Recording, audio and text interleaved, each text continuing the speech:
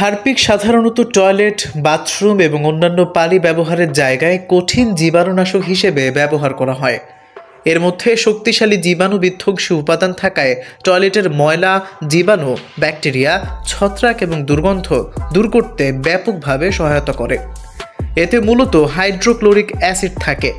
ভুলবশত বা ইচ্ছা করে হারপিক খেয়ে ফেললে কণ্ঠনালী এবং খাদ্যনালীর ভেতর মারাত্মক ক্ষতিগ্রস্ত হতে পারে, যার ফলে শ্বাস প্রশ্বাস ও খাদ্য গ্রহণ অসম্ভব হয়ে যায়।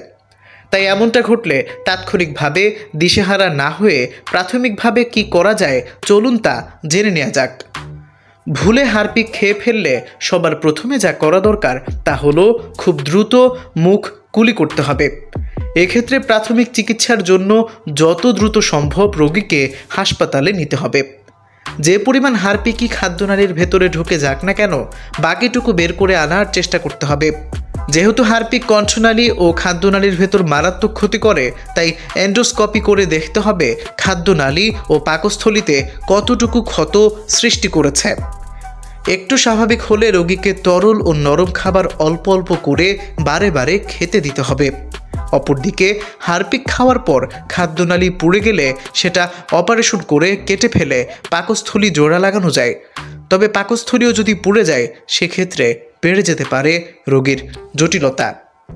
হারপিক সম্পর্কে আজকের এই ভিডিওটি আপনার কেমন লাগলো তা অবশ্যই কমেন্টে জানাতে পারেন।